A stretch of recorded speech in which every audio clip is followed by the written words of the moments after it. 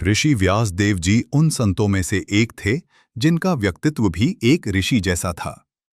चेहरे पर संजीदगी और सरलता, आंखों में नूर, जुबान पर मिठास और पहरावे में सादगी के कारण हर कोई आपकी ओर आकर्षित हो जाता। आप बच्चों में बच्चा, जवानों के जवान, बुद्धिजीवियों के साथी, गृहस्थियों के मार्गदर्शक, जिज्ञासुओं की जिज्ञासा पूर्ण करने वाले भक्त थे।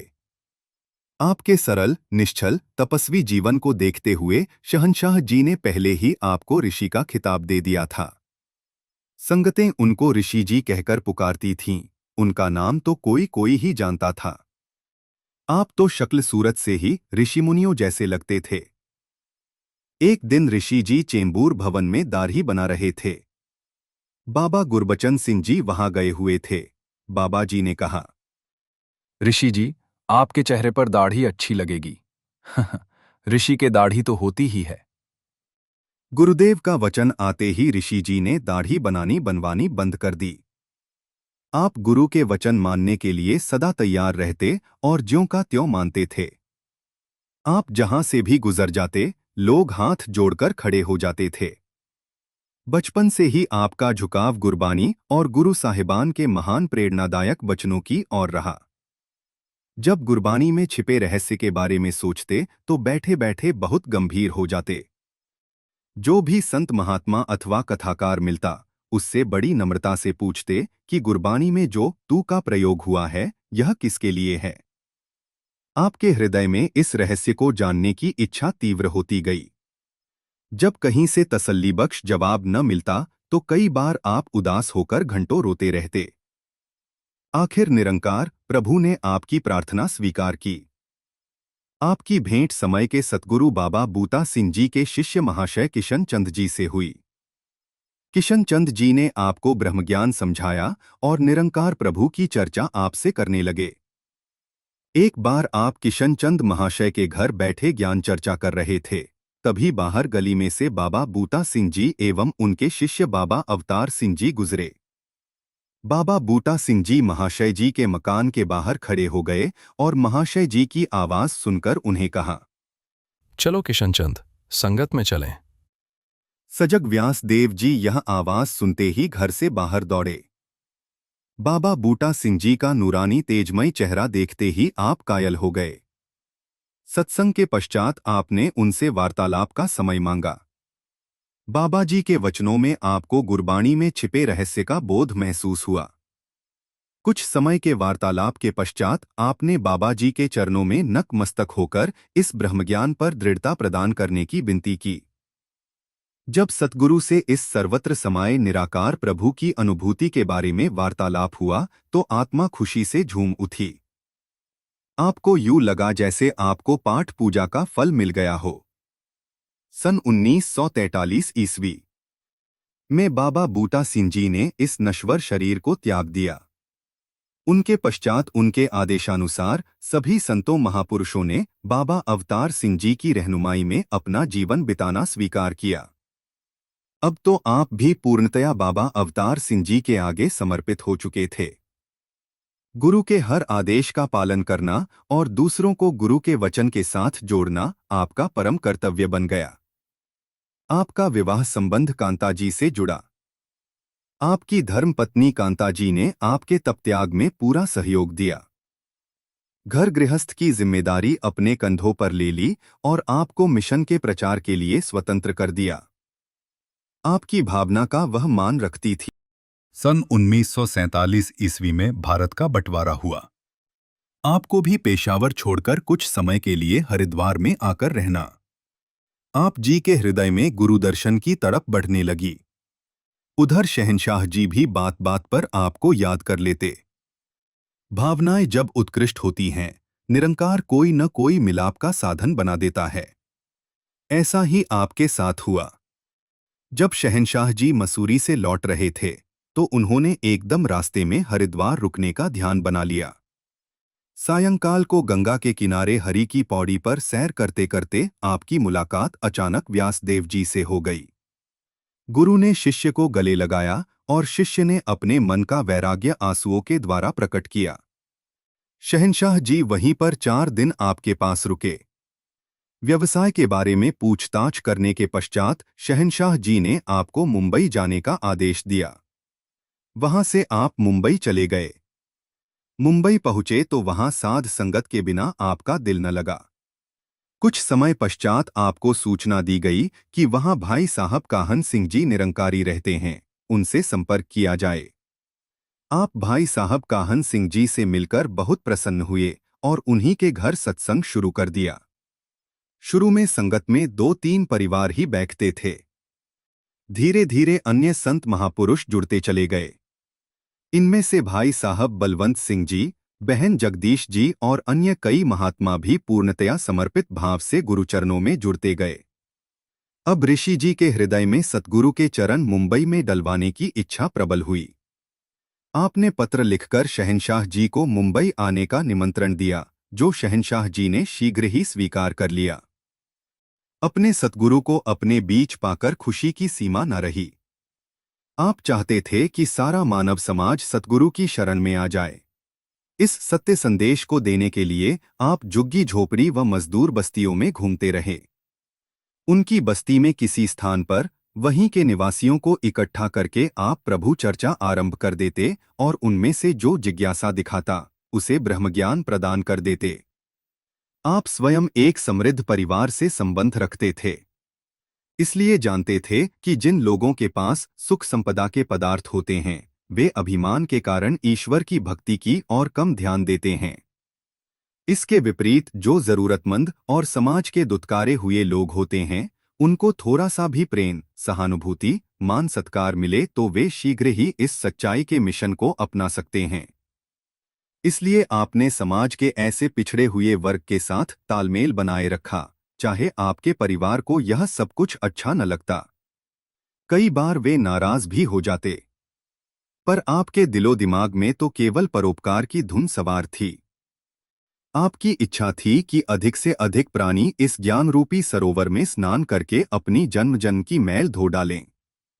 ऋषि व्यास देव जी की निष्काम भक्ति भावना, तप त्याग और समर्पण भाव रंग लाया। मुंबई शहर की संगत दिन प्रतिदिन बढ़ने लगी। अब यह प्रचार केवल मुंबई तक सीमित न रहकर ठाणे, कल्याण, उल्हासनगर आदि नगरों तक फैल चुका था। आपके इस प्रयास ने प्रमाणित कर दिया कि आत्मिक रिश्ते तथा ईश्वरीय अनुभूति किसी भाषा की मोहताज नहीं होती। आत्मा की केवल एक ही भाषा होती है, वह है प्रेम और सत्य का ज्ञान। आपने वहां के स्थानीय मराठी लोगों को संगत के साथ जोड़ा। जब संगत कुछ बढ़ गई तो आपने शहंशाह बाबा अवतार सिंह जी को विनती की कि वह मुंबई पहुंचकर उनकी प्यास बुझाएं। आपकी विनती स्वीकार हुई। जब शहंशाह जी मुंबई पहुंचे तो आपके प्रयास और परोपकार की भावना से निरंकार प्रभु से जुड़ी हुई साध संगत को देखकर बहुत खुश हुए। आपकी जीवन संगिनी आपके हर दुख सुख की साथी बनी रही।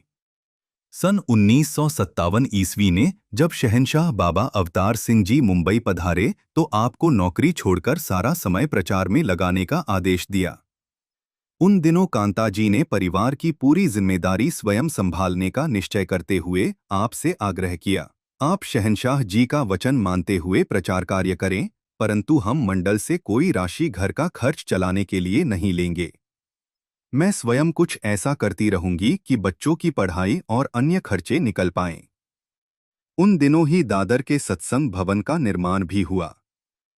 आप दिन रात प्रचार प्रसार में जुट गए। गुजराती, मराठी, नेपाली, गढ़वाली, सिंधी, पंजाबी, बंगाली, उड़िया, तमिल आदि सभी लोगों तक ज्ञान को फैलाने का प्रयास किया एवं जहां कहीं भाषा की रुकावट आई, वहां पर एक अनुवादक साथ ले लिया जो आपकी सारी बात को उस भाषा के बोलने वालों तक पहुंचाता। इस प्रकार मिशन के प्रचार प्रसार के काम में आपने किसी भी बाधा को स्वीकार नहीं किया। कांता जी बहुत ही अक्लमंद और संयम में रहने वाले थे। घर में चाहे आर्थिक तंगी रही, परंतु उन्होंने अपनी बेटियों को कॉन्वेंट स्कूल में पढ़ाया। पहनने को चाहे स्कूल की 2 ही वर्दी होती, परंतु कभी किसी को यह महसूस नहीं होने दिया कि घर की आर्थिक स्थिति डावाडोल है। आप केवल 1 पाव दूध लेकर बच्चों को 2 वक्त चाय पिलाते रहे, परंतु उनकी पढ़ाई लिखाई में कभी कमी नहीं आने दी। गरीबी की अवस्था के बावजूद आप दादर भवन में रहकर हर आए हुए संत को पूरा मान सत्कार देते और उनसे भरपूर आशीर्वाद लेते। आपका यही तप त्याग, यही समर्पण रंग लाया और आज सारा परिवार नाम रूपी कमाई के साथ साथ दुनियावी दौलत से भी समृद्धि को प्राप्त है। आपके अथक प्रयास से मुंबई में संतों महापुरुषों की संख्या इतनी बढ़ गई कि दादर भवन में रविवार का सत्संग करना कठिन हो गया और कुछ समय बाद ही मुंबई के चैम्बूर क्षेत्र में भवन का निर्माण कार्य शुरू हो गया। आपकी देखरेख में संतों महापुरुषों ने पूरी तन्मयता से भवन निर्माण के कार्य में सेवा करना आरंभ कर दिया। फलस्वरूप थोड़े समय में ही एक विशाल भवन तैयार हो गया और आदेश पाते ही आपने वहां रहना शुरू कर दिया। सत्संग भवन में आप हर आए संत महात्मा की सेवा अपने हाथों से करके खुशी प्राप्त करते। आप एक कर्मठ सेवादार थे। आप मुख से नहीं बल्कि कर्म करके कहते थे। आप स्वयं कार्य करते थे, जिसे देखकर अन्य लोग भी तैयार हो जाते थे। समागम व भवन निर्माण के समय आप स्वयं तसले उठाना, फावड़ा चलाना, रात दिन मैदान में रहना, लंगर में सब्जी आदि काटने में सहायता करना आदि सेवाओं में भाग लेकर सेवादारों में दुगुना उत्साह भर देते थे। इस प्रकार आप बहुत से सेवादारों को आगे लाए जो दिन-रात सेवा करके आनंदमय जीवन व्यतीत करने लगे। आपको अपने हाथों से सेवा करके खुशी मिलती थी। आप सुबह 4 बजे उठकर सत्संग भवन के शौचालय व स्नान घर को अपने हाथों से साफ करते। यदि किसी सेवादार ने विनती करनी कि यह कार्य उनको करने दिया जाए तो आपने मुस्कुराकर कह देना, महापुरुषों, आप तो सारा दिन ही सेवा करते हो, दिन में तो मुझे कोई सेवा का कार्य हाथों से करने नहीं देता, इसीलिए मैं सुबह जल्दी उठकर कुछ शारीरिक सेवा करने लग जाता हूँ ताकि शरीर भी तंदुरुस्त रहे और सेवा भी होती रहे। यहीं तक ही नहीं, आप तो सेवादारों के छोटे छोटे काम करके भी खुशी प्राप्त कर लेते थे। सेवादारों के कपड़ों की खुद ही मशीन पर सिलाई करते थे और यदि किसी सेवादार की कमीज का बटन टूटा होता या किसी की सिलाई उखड़ी हुई होती तो उनके कपड़ों की मुरम्मत आदि आप अपने हाथों से करते। आप सेवादारों को बहुत प्यार देते, उनको अपने बच्चों के समान समझते। जब कभी भी कहीं सुबह की संगत करने जाना होता तो आप सुबह 3-4 बजे उठकर अपने साथ जाने वाले गीतकारों एवं साथियों के लिए भी नाश्ता तैयार करते और यदि सफर लंबा होता तो दोपहर का खाना भी साथ ले लेते। नाश्ता आदि बनाने के बाद ही आप बाकी सबको जगाते और इस तरह एक माँ की भांति उनका पूरी तरह संरक्षण करते हुए उन्हें साथ रखते। आपने बसों व रेलगाड़ियों के द्वारा प्रचार कार्य किया। मिशन के सेवादारों की किसी आवश्यकता को पूरा करके आपको बहुत खुशी मिलती। किसी को नौकरी दिलवाने के लिए आप उसके साथ दफ्तरों में घूमते और यदि किसी ने दुकान खोलनी होती तो दुकान की जगह आदि देखने के लिए स्वयं जाते और उसकी पूरी व्यवस्था को अपने हाथों में ले लेते। बहुत बार तो आप अपने पास से पैसे देकर भी उनके व्यवसाय को कामयाब करते। भवन के सेवादार भी आपको और आपकी धर्मपत्नी कांता जी को अपने माता पिता से भी अधिक प्रेम करते थे। आप बहुत नर्मदिल इंसान थे। आपका हृदय इतना कोमल था कि किसी की भी पीड़ा को देखकर आप उसे दूर करने का भरसक प्रयत्न करते और साथ ही उसकी सुख शांति के लिए सतगुरु के चरणों में प्रार्थना करते। जो महापुरुष आपके साथ प्रचार यात्रा में जाते, उनकी छोटी छोटी बातों का आप स्वयं ध्यान रखते। एक बार कोंकण की प्रचार यात्रा में अपने 8-10 साथियों के मैले कपड़े देखकर आपने चुपके से उनके कपड़े लिए और नदी पर धोने चले गए। जब साथियों को पता चला तो वे बहुत शर्मिंदा हुए कि सेवा तो हमें करनी चाहिए थी, पर आपने हंसकर कहा, महापुरुषों, मुझे भी सेवा का सुअवसर चाहिए। इस प्रकार आप स्वयं कार्यरत होकर सेवा का महत्व समझाते थे। एक बार की बात है कि निरंकारी मिशन के प्रसिद्ध गीतकार जगत जी, जो उस समय बाल्यावस्था में थे, आपके साथ प्रचार यात्रा पर थे। एक दिन जगत जी के सिर में बहुत दर्द होने लगा। जब आपको पता चला तो आप चाहे खुद भी थके हुए थे, आपने अपनी परवाह किए बिना जगत जी के कमरे में जाकर उनका सिर दबाना शुरू कर दिया। जगत जी ने बहुत विनती की कि सेवा करने का फर्ज तो हम बच्चों का बनता है। इस पर आपने उन्हें बड़े प्रेम से कहा, गुरसिख गुरसिख होता है। बच्चा हो या वृद्ध, गुरु का भक्त होने के नाते ही उसकी सेवा की जाती है। इस तरह सेवा करने वाले के मन में गुरु सेवा का भाव प्रबल होता है।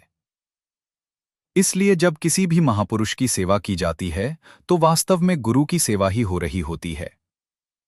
इसके अलावा यह शरीर तो आप पहले ही निरंकार प्रभु का मान चुके हो, इसलिए मुझे सेवा का आनंद लेने दो। इस प्रकार आप सुमिरन करते करते जगत जी का सिर दबाते रहे और कुछ मिनटों में उनका सिर दर्द दूर हो गया। ऋषि व्यास देव जी करुणा का साक्षात प्रमाण थे। आप नर सेवा, नारायण सेवा के सिद्धांत को मानने वाले थे। एक सेवादार जिसको ऋषि जी ने अपने बेटे जैसा प्रेम दिया था, शादी के बाद अपनी धर्मपत्नी को लेकर आशीर्वाद प्राप्त करने हेतु आपके पास आया। जब नवविवाहित वधू ने नमस्कार की तो ऋषि जी ने कांता जी से कहा, हमारी बहू को अपने गले की माला पहना दो।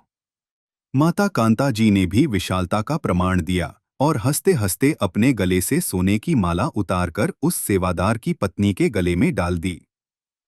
ऐसा था इस दंपति का जीवन निर्मल और निश्चल।